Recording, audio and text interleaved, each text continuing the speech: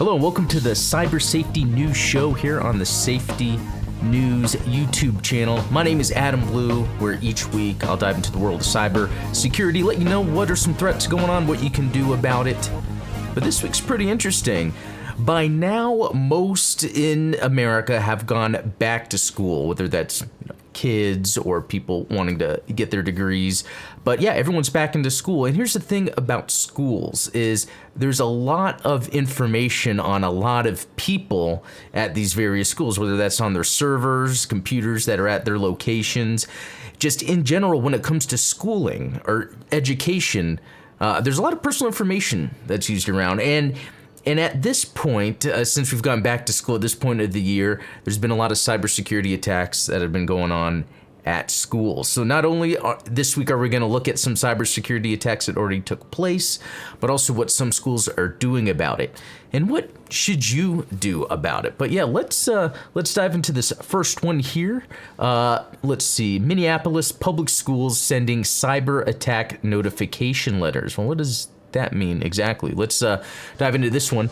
Following a cyber attack and ransom that the district says has affected over 100,000 people, Minneapolis Public Schools says it is in the process of notifying individuals of their exposed personal information. The district said 105,000 people, so that's quite a bit, whose information was compromised will receive notification letters at their homes within the next 2 weeks, informing individuals. The types of personal information that may have been accessible to hackers include name, address, date of birth, social security number, driver's license number, financial account number, state, student number, medical health information, and health insurance information, according to the district. In February, MPS faced a deadline after cyber criminals threatened to release the highly sensitive information if the district didn't pay $100 million ransom. The data was then released on the dark web, an area of the internet that requires special software to access and allows users to be untraceable.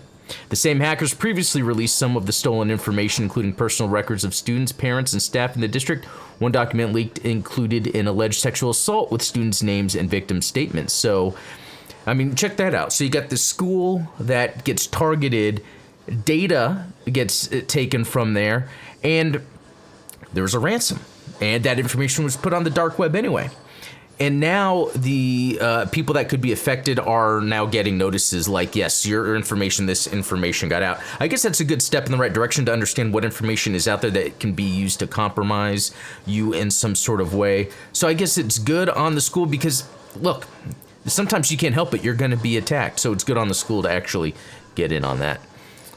Next, parents and cybersecurity experts weigh in as Carlile School District investigates possible cyber attack. So let's look. This is from September 2nd. So confusion is spreading across the Carlile area school districts as students were left without the internet for an entire school day.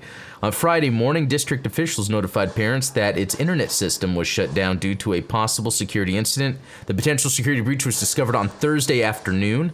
Carlile students remained in school for the day. However, they were unable to use school laptops or iPads during the day.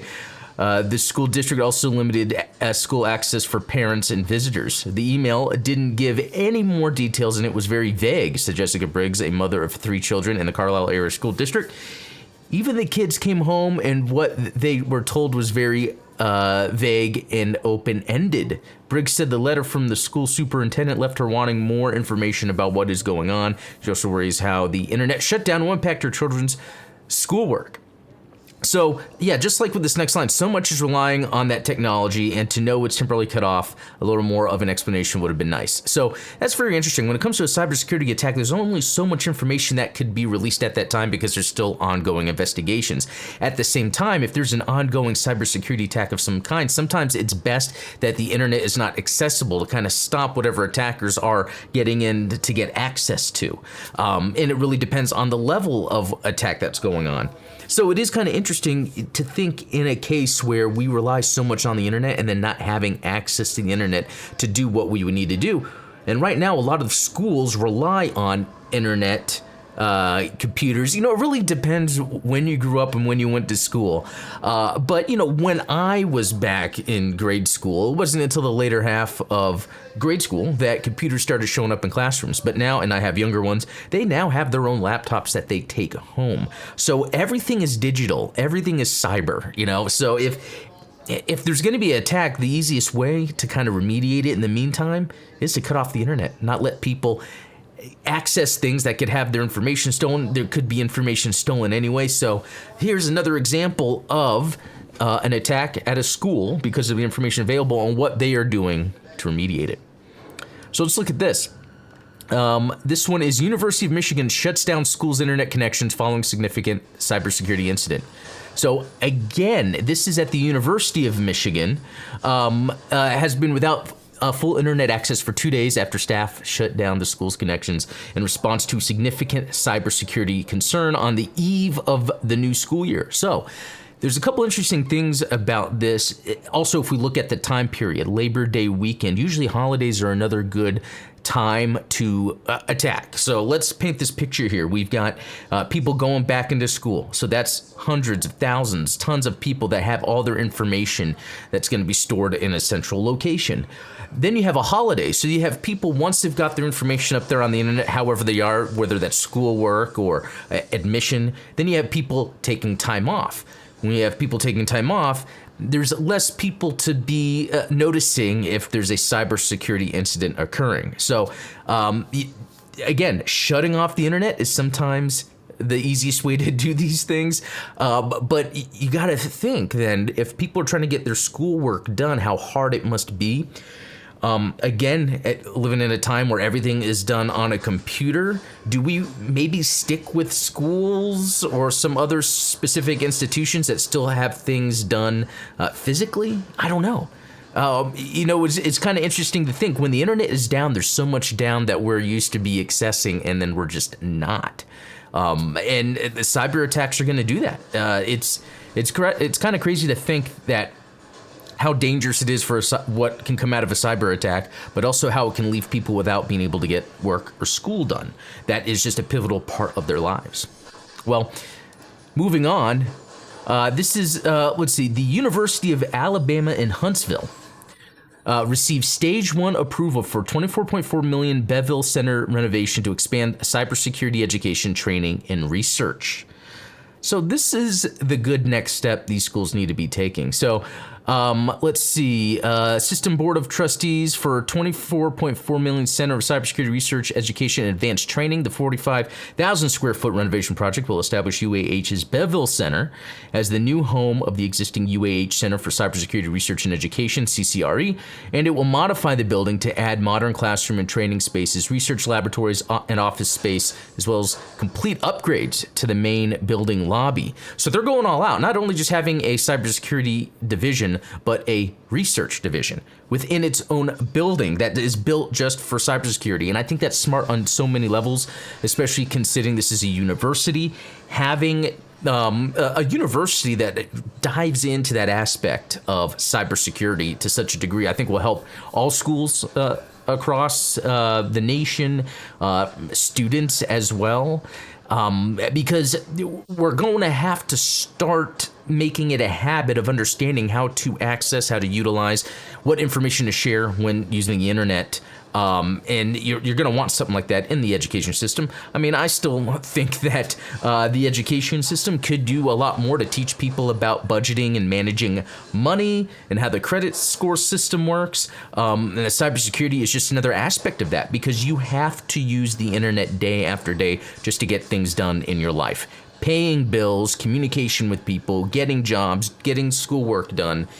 If you have these other schools that are shutting down their internet so you can't get things done, what can you do? There has to be something that could be put in place. So you don't have to worry about internet getting shut down. And that sort of leads me to kind of my final thoughts on all this, and that really has to do with what you could do to be safe when it's sort of inevitable that you could be at risk. So if you're going to school, if it's possible to have a separate computer for school stuff, whether that's given to you or you buy one, keep it that way. Don't use a work, but a school computer to sign into personal things. The only reason is because you don't want to add more of a surface area that these threat actors can get into. If they were able to get into the school's systems to get to your school device, if you have your personal information on there, they can get that too.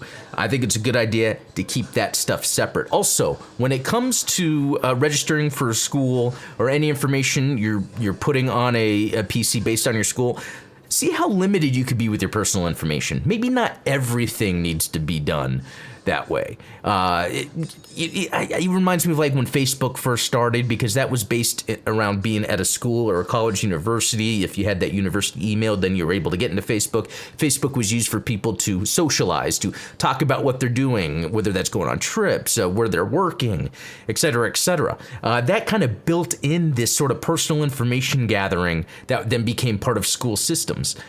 But really, the best idea is to not have a social media presence linked with where you're going to school, because schools are large targets for these bad actors, and they can get so much personal information from a school system. So hopefully that makes a lot of sense for you. I think this week, if anything, kind of has shown how with schools coming back into session, that's prime real estate for attackers to get in and get whatever information they want. Kind of keep your school and your social life separate digitally, just so you don't have extra information that if a threat actor gets in, they can then get your personal information.